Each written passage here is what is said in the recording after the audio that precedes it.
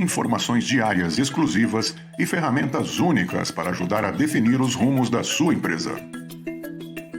E com o J Pro Saúde, você recebe informações exclusivas sobre bastidores do sistema regulatório, resoluções, compras de medicamentos, políticas de saúde, novas tecnologias e projetos de lei que impactam o setor. Você também tem acesso à cobertura das reuniões da diretoria colegiada e das principais decisões tomadas pela Anvisa e pela ANS. E mais, análises exclusivas feitas pelo time especializado de jornalistas do Jota, com auxílio das ferramentas Jota de inteligência artificial. J Pro. Não tome decisões no escuro. Acesse www.j.info/pro e conheça mais. Antônio Barra Torres é médico e exerceu diversas funções de gestão em saúde ao longo de sua carreira militar, na qual chegou ao posto de contra-almirante da Marinha, em 2015. Em 2019, foi indicado pelo presidente Jair Bolsonaro ao cargo de diretor da Anvisa. Alguns meses depois, assumiu interinamente a presidência e, desde novembro de 2020, é o diretor-presidente efetivo. Se for de sua vontade, permanecerá nesta posição até dezembro de 2024. Doutor Barra, muito obrigada pela presença do senhor aqui. E eu gostaria de saber, foi um breve resumo do seu currículo, que é super extenso, cheio de experiências, premiações.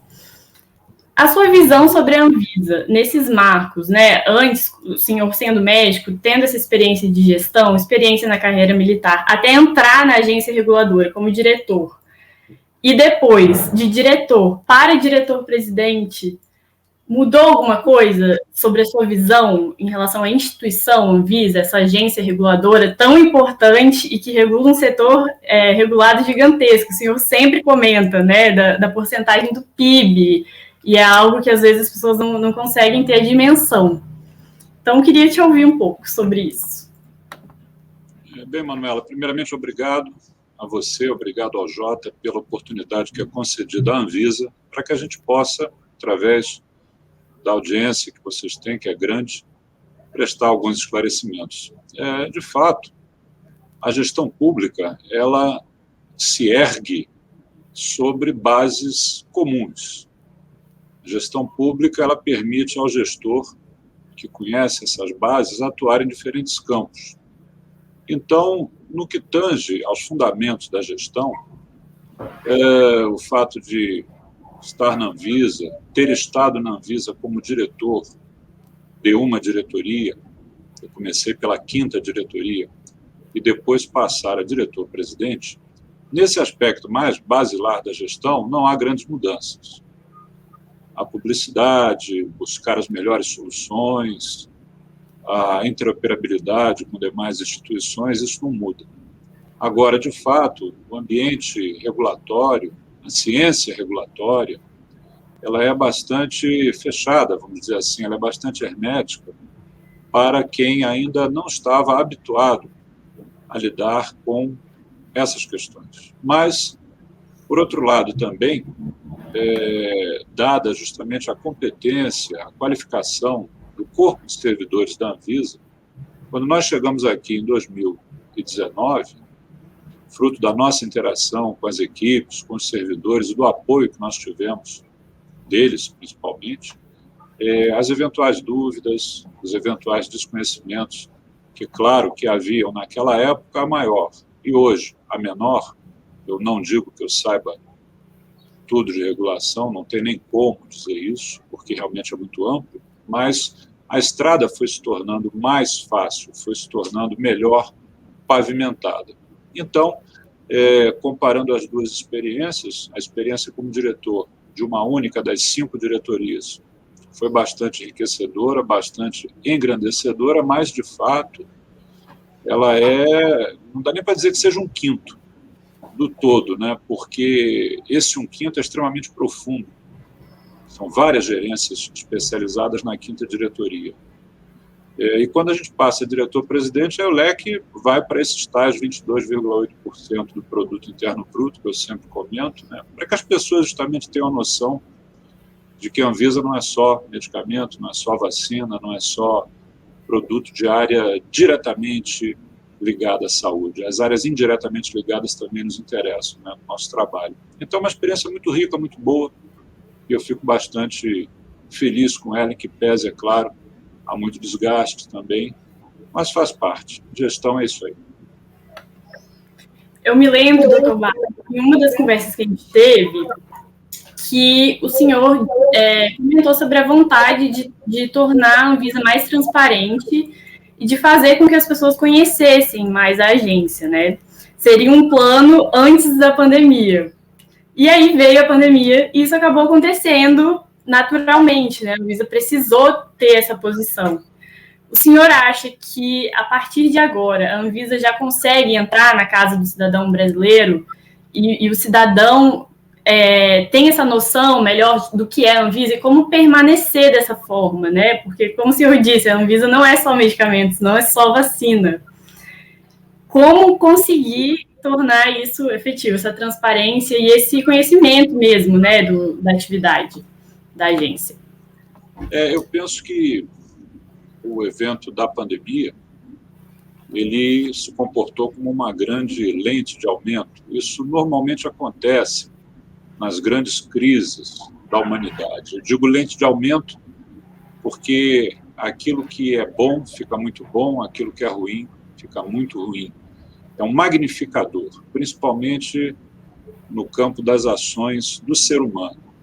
Nós vemos exemplos de profundo desprendimento e autossacrifício, profissionais fazendo um segundo plano de suas próprias vidas em prol do seu semelhante.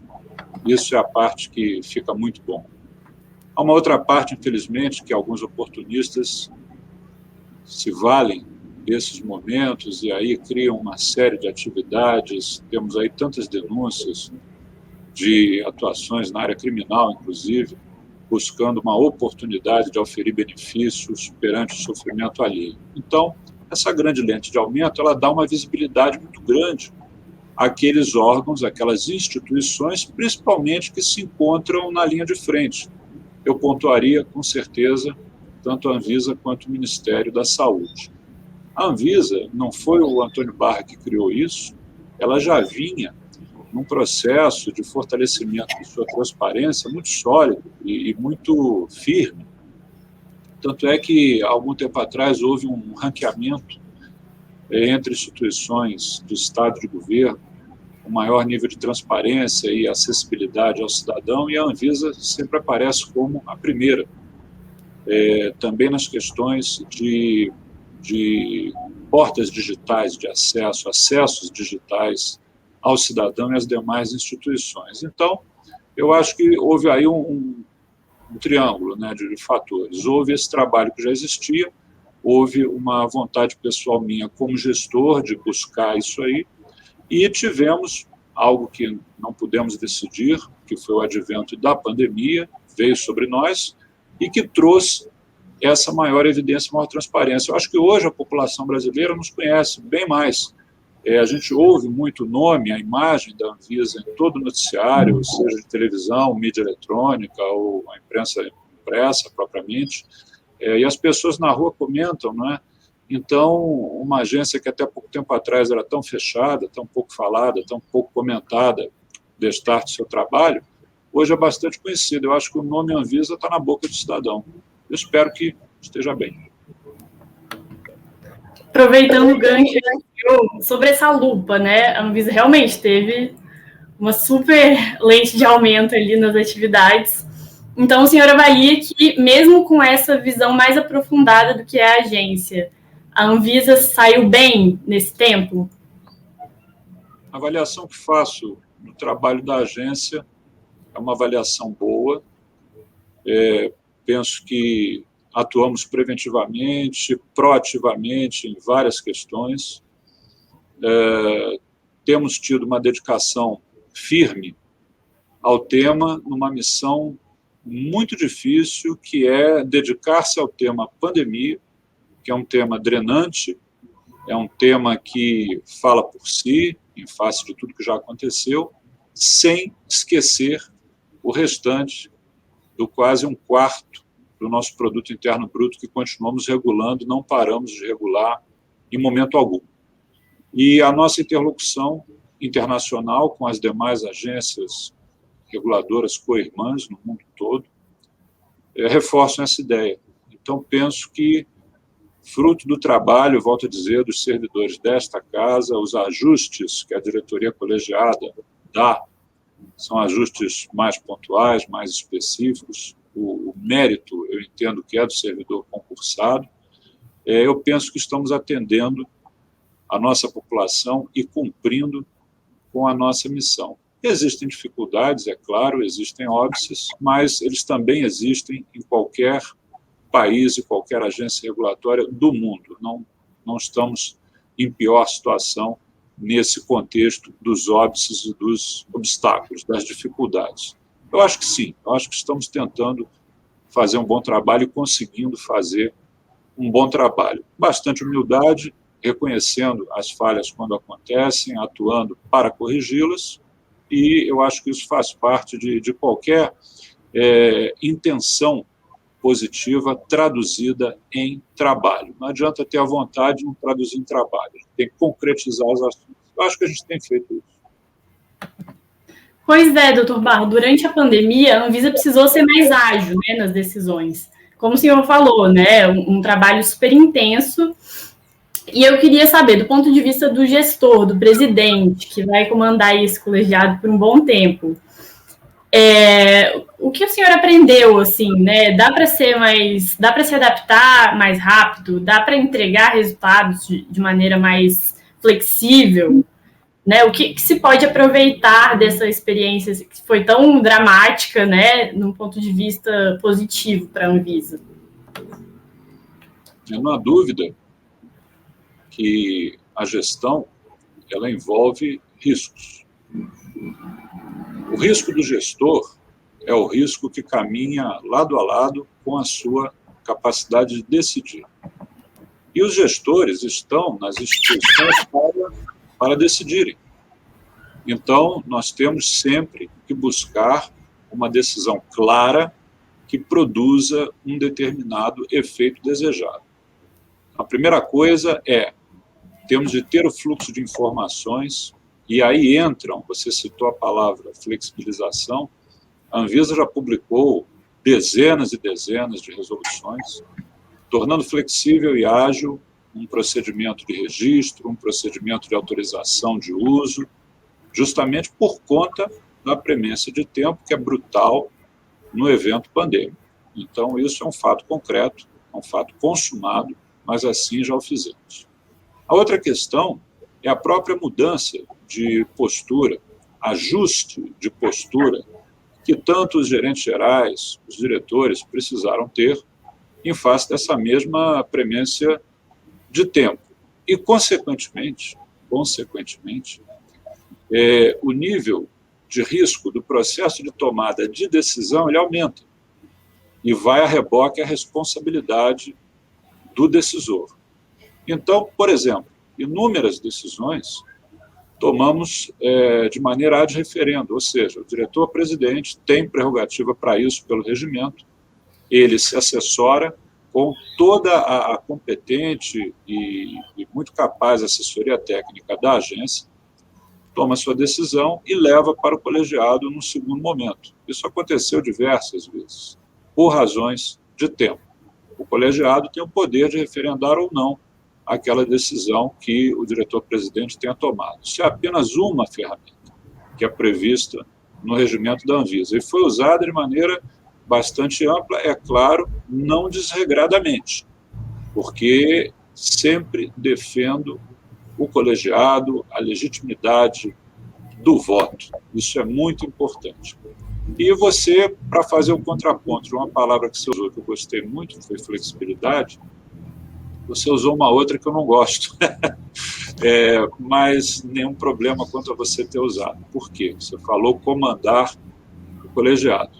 Eu sou um coordenador de pares, coordenador de iguais. Então, todos são diretores, eu sou diretor-presidente, eu coordeno a ação, mas eu não tenho nenhum poder de impor absolutamente nada sobre nenhum dos diretores, sobre a área técnica, então não é muito bem a palavra comando. A palavra comando eu tinha na Marinha, nos meus 32 anos de serviço naval. Isso já é uma página que foi virada quando eu passei a reserva. Então, agora, coordenador de iguais e sempre muito respeitador desse processo, que é o processo de votação em colegiado, que é o processo que norteia parte das decisões da Anvisa, outras não. Por exemplo, registro de vacina, quem assina isso é o gerente geral de medicamentos, doutor Gustavo, que vocês conhecem muito bem, nosso jovem cientista, doutor Gustavo Mendes, é líder de um grupo muito bom, muito capaz.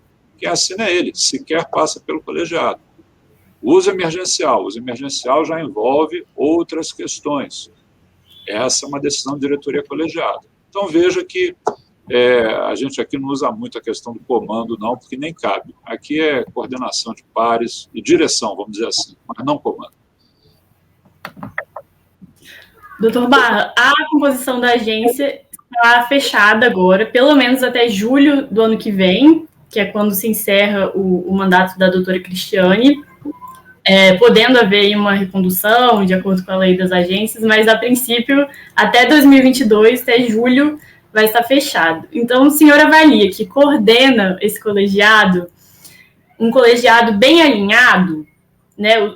Eu percebi bastante, acompanhando todas as votações da Anvisa, né? Não só de vacinas, mas daqueles temas que não foram deixados de lado, e a unanimidade estava sempre presente, na grande maioria das vezes. Me chamou a atenção também, numa votação mais recente, que tinha um peso significativo para a Anvisa, que foi da importação da Sputnik e da Covaxin, que não houve unanimidade.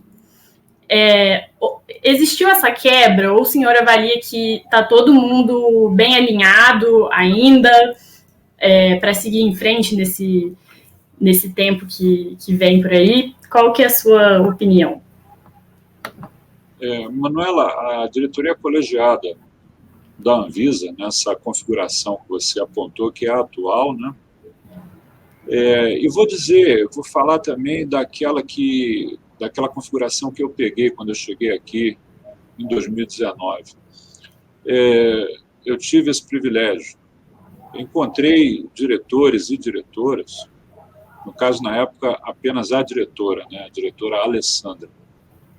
Hoje nós temos 2 diretores. Naquela época tinha somente a doutora Alessandra, mulher diretora.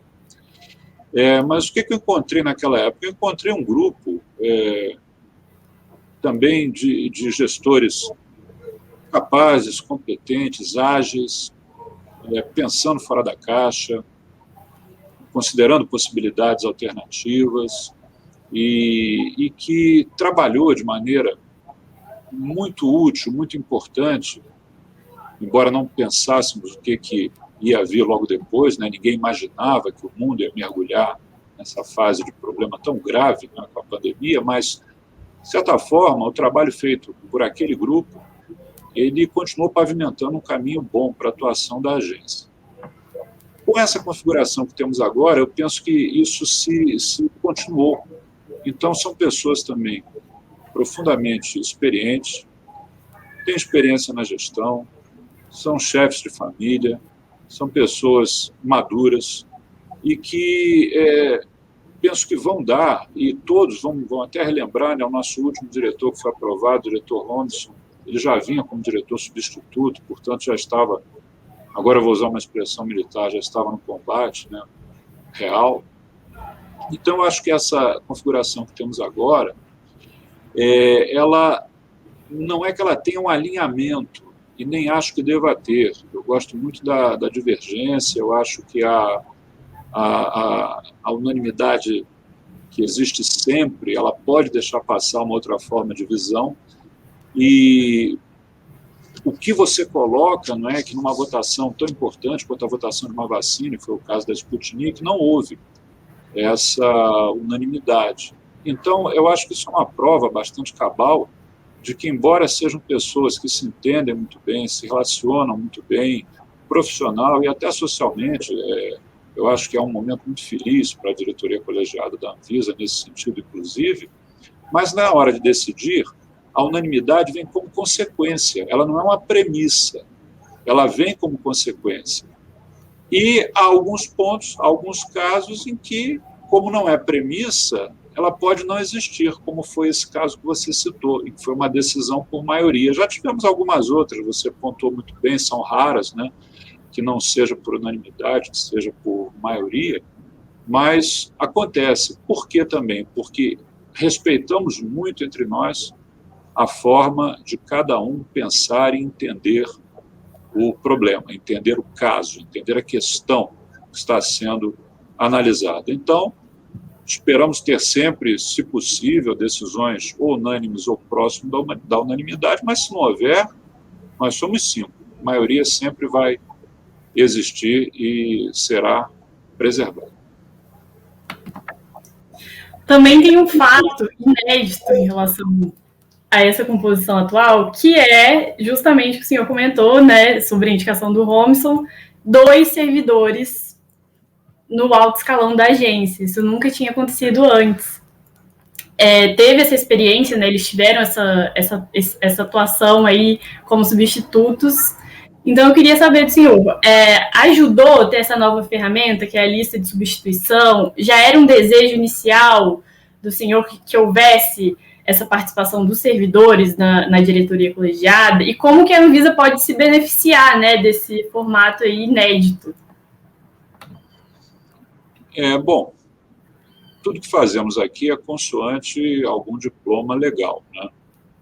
Então, quando houve a alteração da lei das agências, e aí você teve alterações de mandato, recondução, não recondução, todos esses aspectos, a questão da lista a ser apresentada ao presidente da República para que ele efetuasse sua escolha, ela já foi se fazendo durante o próprio enfrentamento da pandemia.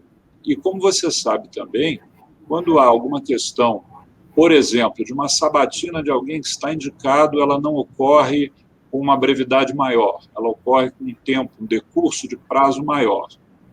É possível, é previsto colocar em molde de diretor substituto um servidor da casa, desde que ele esteja, logicamente, constante daquela lista. Então, essa possibilidade, ela justamente abriu a oportunidade para que pessoas concursadas, servidores da casa, com experiência, ocupassem esses cargos. E o que aconteceu?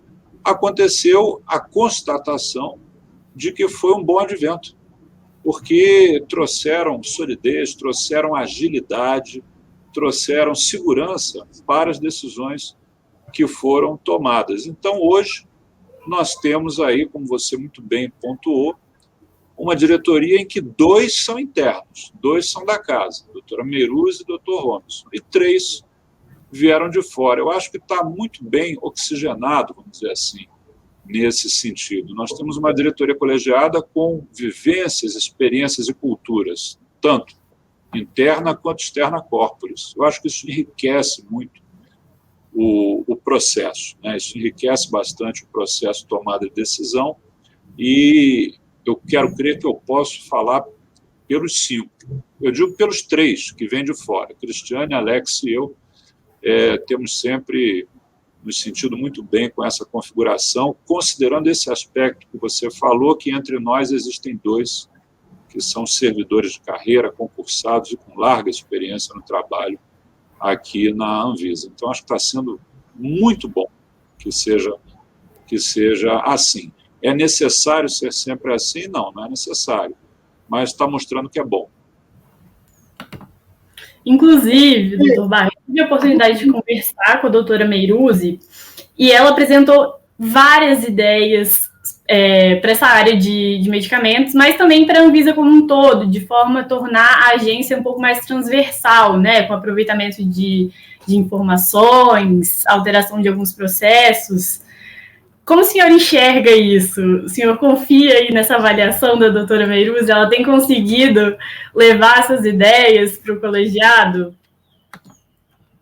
A doutora Meiruz de Freitas, ela é a musa das vacinas, conforme nós dizemos aqui, muito carinhosamente entre nós, né? Porque ela é a diretora da diretoria colegiada, da diretoria número 2, que é responsável pelas vacinas. É um ser humano notável, é uma mãe amorosa dos seus filhos, uma esposa extremamente presente. A gente vê a doutora Meiruz trabalhando, pode até pensar, puxa, ela se dedica tanto a esse trabalho, como é que ela cuida? Será que ela está com a família dela, ela cuida da família? Olha, a gente vê aqui os contatos que temos, que não são muitos, mas temos contatos com as nossas famílias, a gente vê o quanto a doutora Meiruz é uma chefa, vamos dizer assim, de família, na parte que a mulher chefia num lar, que é a parte mais sensível, mais preponderante do lar, é a mulher, não há dúvida nenhuma, é o coração do lar, e a doutora Meiruz nunca se descurou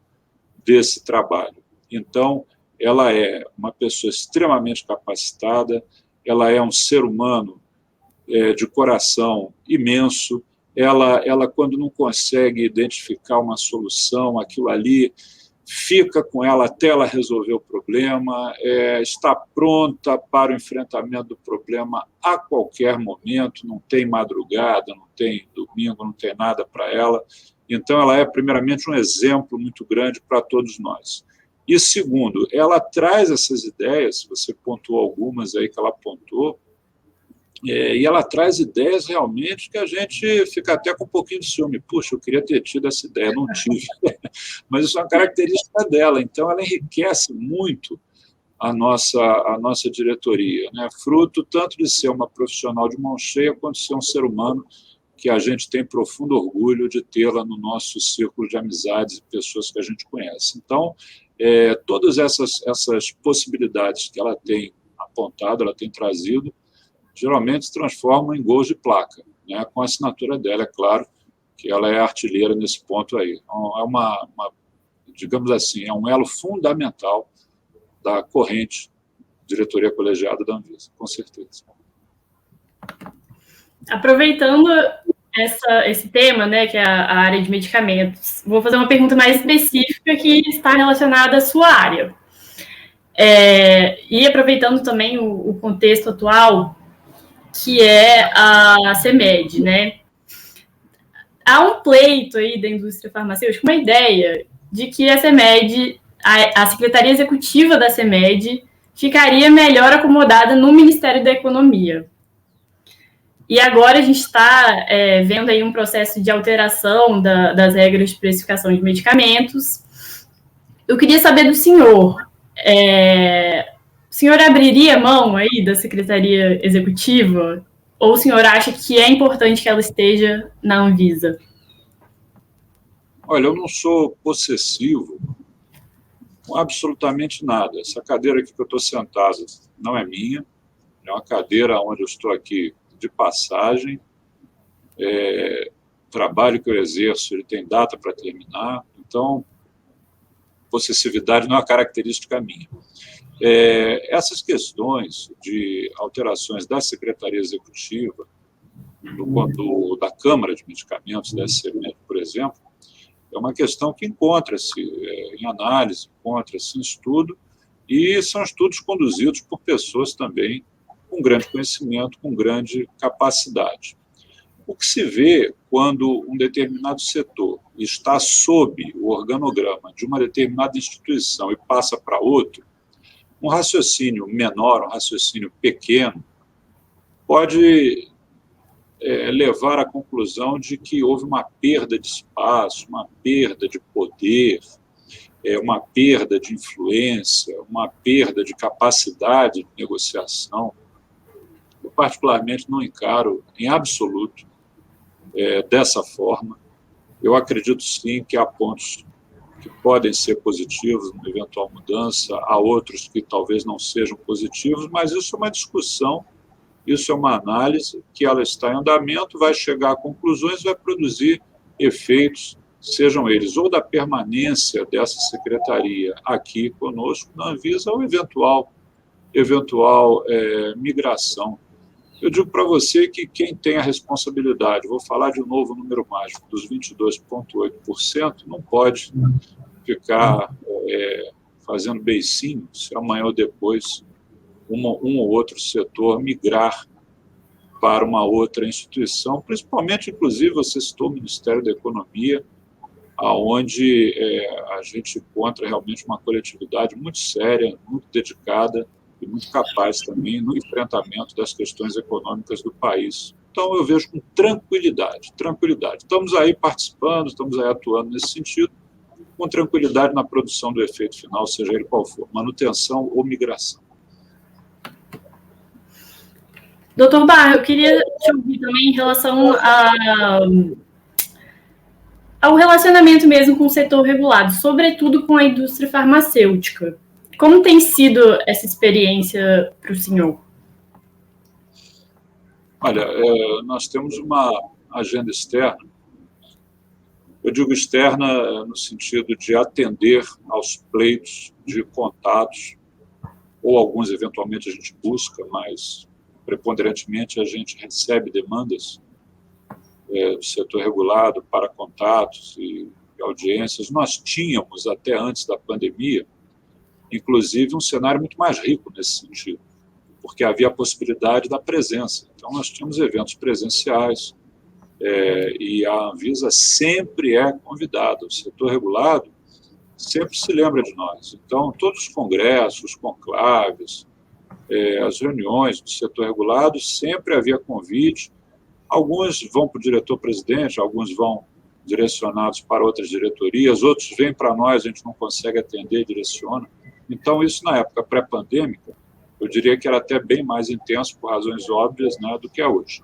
Hoje em dia, nós temos muito a questão das reuniões através do mecanismo digital, que é esse que estamos usando agora, que continuamos atendendo também.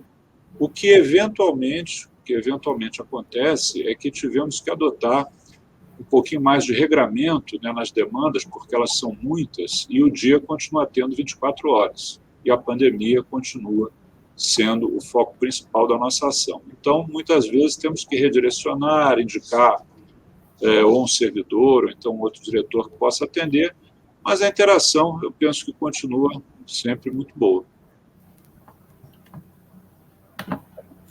Agora eu queria fazer uma pergunta mais ampla sobre saúde. E aí eu vou ler o artigo 196 da Constituição Federal, que diz: a saúde é direito de todos e dever do Estado, garantido mediante políticas sociais e econômicas que visem a redução do risco de doença e de outros agravos e ao acesso universal e igualitário às ações e serviços para sua promoção, proteção e recuperação. Em uma das reuniões de diretoria colegiada, agora eu não vou saber quando foi, me chamou a atenção uma posição do senhor. A discussão era sobre alertas em embalagens de cigarros. E o senhor levantou a ideia, nessa ocasião, de estender, né, esse tipo de ação da Anvisa, por exemplo, para embalagens de bebidas alcoólicas. Então, eu queria saber se está no seu plano aí na Anvisa, como presidente, que a agência assuma cada vez mais esse papel de promoção da saúde de uma maneira mais efetiva, por meio da conscientização, e não apenas nessa parte de garantir o acesso mais rápido aos tratamentos, por exemplo? Eu acho sempre importante a busca da coerência. Eu confesso também que não me recordava dessa menção que fiz, mas certamente você verificou e ela existe. O que ocorre? Um princípio de uma igualdade, vamos dizer assim. Se nós temos determinado tipo de alerta numa certa embalagem, por que não um tipo de alerta semelhante em outra embalagem de produtos que podem guardar alguma linha de similaridade, né? Então, provavelmente foi esse o escopo daquilo que eu disse. Uma das missões previstas em lei para a Anvisa, ela é justamente a promoção, naquilo que lhe cabe, a promoção da saúde do cidadão e a identificação e o combate das ameaças a essa mesma saúde. Então, quando a questão da pandemia estiver num molde melhor, ou seja, com o avançar da vacinação, esse avançar já está acontecendo, veja que os índices da doença começam a cair, isso não é fruto de outra coisa, isso é fruto da vacinação, sem dúvida alguma. Quando nós voltarmos a um padrão em que a atenção dedicada à pandemia possa ser gradativamente diminuída, obviamente, alguns projetos pré-pandêmicos serão retomados. Esse que você aborda, esse enfoque que você aborda, ele é muito importante, porque ele trata justamente da parte preventiva, através do quê? Da conscientização, que é aquilo que eu sempre defendi, que eu sempre acreditei. Eu não acredito muito na tutela de Estado ou na tutela de o que quer que seja. Eu acredito na educação, na instrução, na informação ao cidadão, à nossa população, para que ela busque, ela própria anseie, ela própria deseje aquele procedimento, aquele fato, aquele mecanismo. Então, nesse sentido, sim, possivelmente ampliar um pouco mais a questão das informações sanitárias aos usuários dos produtos regulados. Isso é algo que está no nosso radar. Pensamos, sim, atuar nesse campo um pouquinho mais na frente, tão logo, é claro, o foco nos permita. Agora, o legislativo também tem um papel importante, né, nessa modulação aí de políticas públicas de saúde. Mas, ao longo da pandemia, isso ficou bastante evidente, por vezes o legislativo tem atropelado um pouco a regulação. Então, eu queria saber do senhor, é possível haver um diálogo melhor entre agências reguladoras da saúde? E isso eu estou falando tanto da Anvisa quanto da ANS, né? É possível melhorar essa relação com o legislativo para levar também um pouco mais de discussão técnica para lá? Diálogo é fundamental, sempre. O legislativo nacional, ele encontra a Anvisa sempre de portas abertas. Nós temos eu seria aqui injusto se eu começasse a listar para vocês os parlamentares que em época pré-pandêmica e até pontualmente um caso ou outro durante a própria pandemia, estiveram presencialmente conosco, aqui na agência, por videoconferência, diversas vezes. Isso eu estou falando daquilo que eu participei diretamente. Se nós formos computar os demais diretores, é uma interação muito fértil, muito boa, muito boa, muito boa. Então, ela já existe. Essa comunicação com o legislativo, ela já existe e, com certeza, quando os índices da pandemia permitirem, voltaremos a ter esses contatos presenciais maiores, mais intensos, mas o virtual, digo para você, não tem impedimento nenhum e ele acontece. E quanto a eventuais, você qualificou como alguns atropelos, né, alguns atropelamentos, vamos dizer assim, que possam ter ocorrido. Eu entendo, Manuela, o seguinte, quando a gente vê o sofrimento que essa situação impôs ao Brasil, aqueles que têm o poder e o dever de agir e têm dentro do seu coração o amor pelo seu próximo, essas pessoas se veem no dilema de ter de aproveitar as horas do dia para fazer o melhor.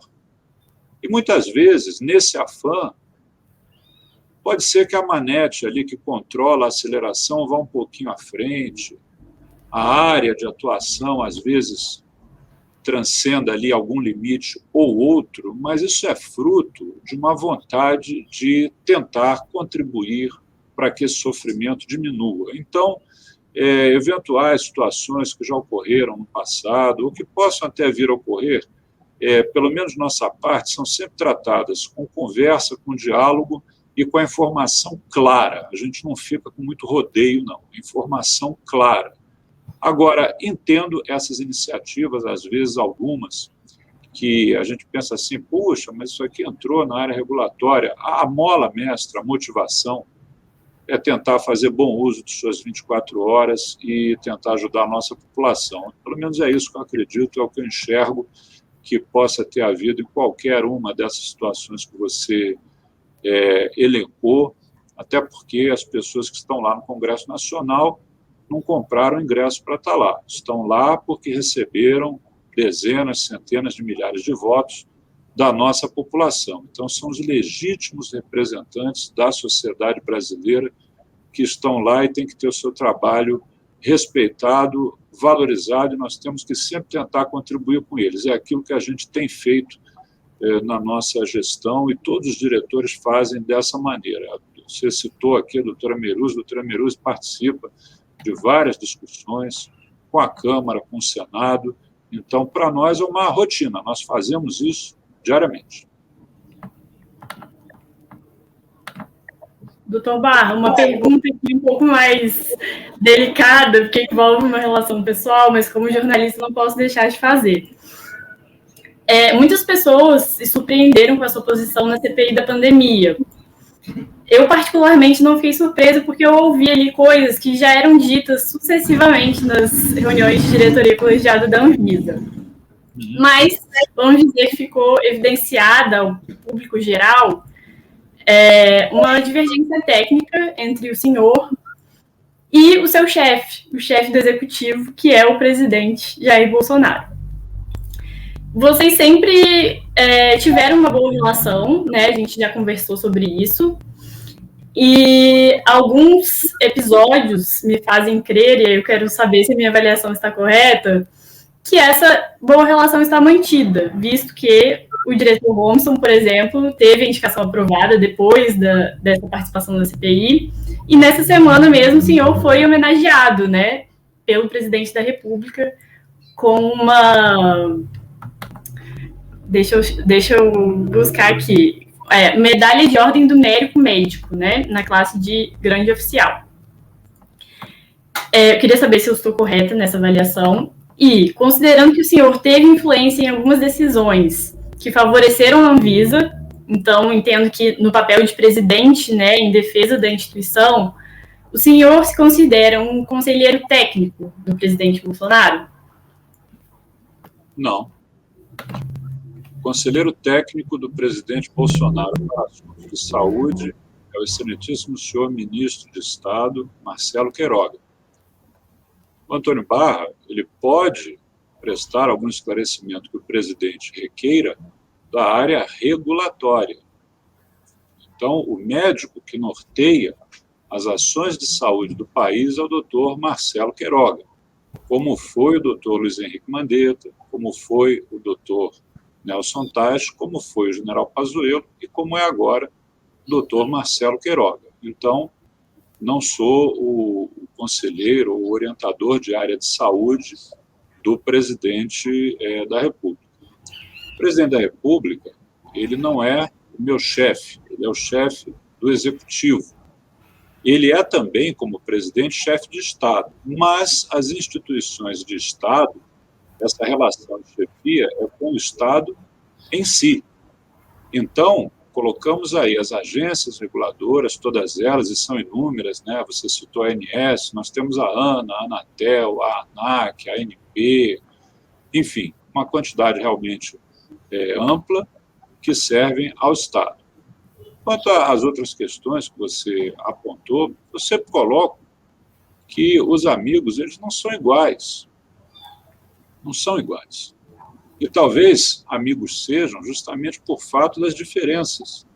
Algo que um tem, que falta no outro, algo que pode ser modulado, pode ser complementado, isso é uma relação, as relações de amizade são assim. Um gosta de música clássica, outro gosta de música popular, e nem por isso o que gostava de popular passará a gostar de clássica ou vice-versa. Isso até pode acontecer, mas não é uma necessidade. Então, voltando, né, ao tema da sua pergunta, as posições que eu defendi e que tornei públicas na Comissão Parlamentar de Inquérito eram posições que nunca foram segredo para ninguém, e certamente nunca foram, eu digo para ninguém, perdão, para ninguém daqueles que convivem comigo. Você mesmo disse que não teve grande surpresa com o posicionamento que eu expus na CPI. E, com certeza, o presidente também não teve. As duas únicas recomendações que tive do presidente, quando lá em 2019 meu nome foi apontado para ser sabatinado, foram duas. Foram, olha, trabalhe, dedique-se como você fez no período que você serviu à Marinha e faça o que você fizer por amor ao Brasil. Foram as duas únicas orientações recebidas, que eram coisas que eu já tinha, já por dever de ofício e por tradição, fazer no período em que servia a Marinha no Brasil. Então, eu diria que a amizade continua, o respeito mútuo continua, e pensamentos, alguns podem ser alinhados, outros são nitidamente diferentes, e é assim que é, normalmente. Doutor Barra, já vou agradecer a sua participação aqui. Muito obrigada.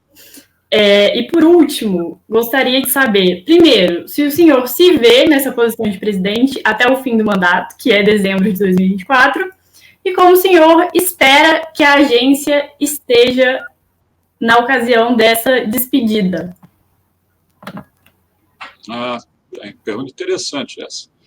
Deixa eu só voltar um pouquinho aqui antes. Você citou a Ordem do Mérito Médico. Toda ordem honorífica ela tem um conselho, e esse conselho ele é quem propõe os nomes, não é? Para que o próprio conselho, ou a autoridade que preside esse conselho, faça a sua escolha. Então, quero crer que tenha sido assim também nessa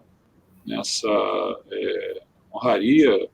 Me parece que a data é na semana que vem, né, a data da cerimônia, que me deixa muito orgulhoso, claro, mas, obviamente, pelo fato de eu estar onde estou e pelo fato de termos a Anvisa no background do trabalho realizado para que chegasse a esse tipo de notação, vamos dizer assim.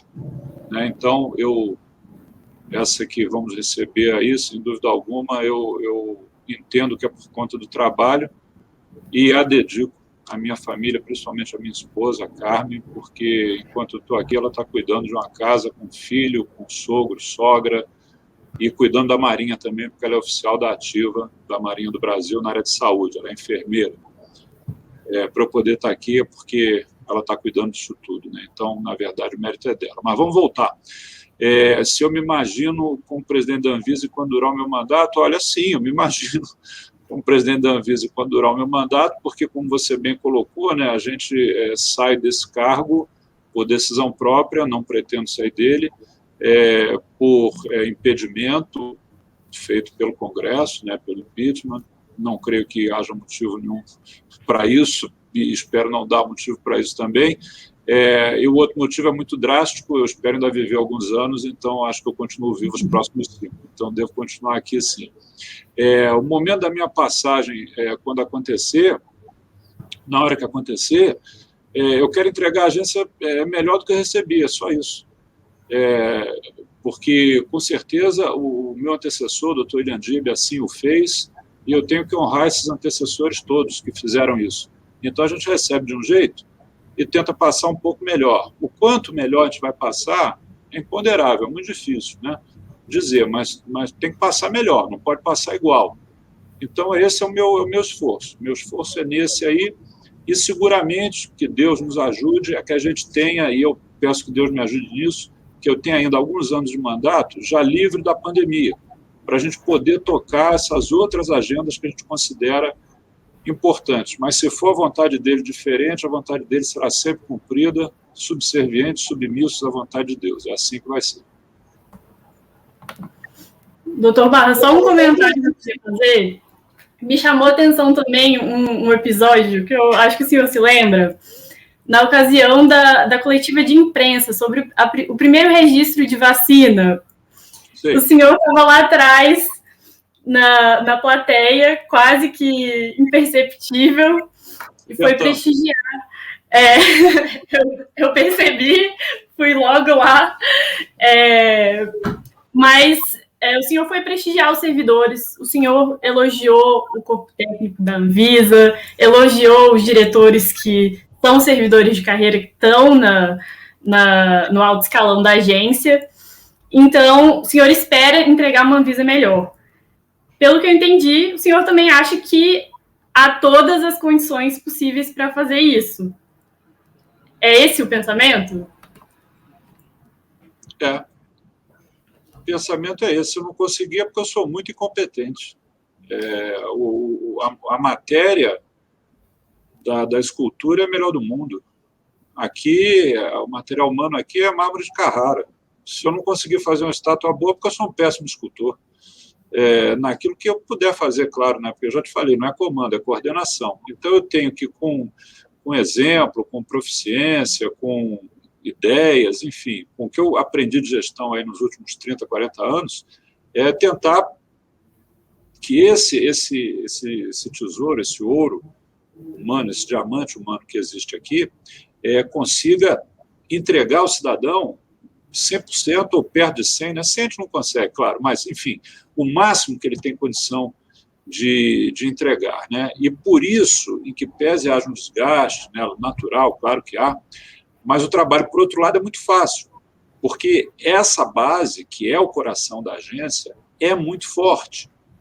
Então, sobra, assim, vamos dizer, pouco para o gestor colocar a digital dele, porque o trabalho vem de um grupo que é muito bom, né? Então, nesse dia que você citou, realmente, eu fui lá só para mostrar minha cara ali para os servidores, né? E isso é uma coisa, sabe, Manuela, que eu tenho a felicidade de ter, fruto da casa de onde eu venho, né? Que é a Marinha. Então, a Marinha, quando você pensa no navio, o navio é uma casquinha de metal no meio da infinidade do mar, oceano, no meio da natureza, e ali dentro tem uma coletividade que tem que trabalhar muito junta, né? E que não marca nenhum gol, não marca nenhuma realização positiva solitariamente. Você pode ter o melhor comandante de navio do mundo, se ele não tiver uma tripulação forte, ele não produz nada e aquele navio não ganha batalha nenhuma. Então, é algo que eu trago do meu DNA marinheiro e que preza muito isso, né? A gente tem que reconhecer, valorizar a nossa tripulação, o nosso pessoal. E eu dei muita sorte, a instituição aqui ela é superlativa em relação a isso, né? Então, eu tenho com eles essa relação, ela foi sendo fortalecida durante o tempo, foi sendo conhecida durante o tempo, eu cheguei aqui, era um desconhecido, claro, mas penso que hoje esse time aí está jogando direitinho, está jogando unido, né? Pelo menos a gente não precisa mais combinar a jogada, basta olhar no olho um do outro e aí já sai. É isso aí. Doutor Barra, muito obrigada pela sua participação. Espero conversar novamente em breve. E é isso. Se o senhor quiser fazer alguma consideração final, se achar que faltou abordar alguma coisa, fica à vontade. Eu queria te agradecer, Manuela. Muito obrigado mais uma vez, né? Muito obrigado ao Jota pela oportunidade, é uma oportunidade para a Anvisa, né? Não é para mim, absolutamente, é para a Anvisa. E dizer que a gente vê que com o caminhar da vacinação, a situação vai melhorando, os índices vão tendo uma lentificação, né? Aquela progressão tão rápida que vinha, ela começa a ser frenada. Então, eu quero, como palavra final aqui, usar essa audiência tão grande que vocês têm para incentivar a nossa população que venha a aderir realmente, quem não aderiu ainda, que venha a aderir à campanha de vacinação, vá se vacinar, tome a sua segunda dose, não faça shopping de vacina, vacina boa é a vacina que está no braço, é aquela vacina que a gente já tomou, isso é muito importante, divulgue esse conceito, não caia nas fake news que rolam dizendo que vacina não serve, a vacina é fundamental. Se nós estamos aqui hoje é porque pai e mãe, o responsável, levou a gente para se vacinar. E outra coisa, enquanto não chegarmos nesse status, máscara, o distanciamento social pelo menos aquele distanciamento que a gente consegue realizar, né? Aquele ali tem que ser realizado, tem que ser feito. E os princípios de higiene, água e sabão, geralmente tem em qualquer lugar, e o complemento do álcool gel, quando isso é possível. Então, fazendo isso aí, se Deus quiser, antes do que a gente imagine, a gente vai estar com essa página já virada. Então, palavra final é isso aí. Álcool gel, distanciamento social, máscara, vacina, vacina e vacina. Obrigado, Jota. Obrigado, Manuel. Até a próxima.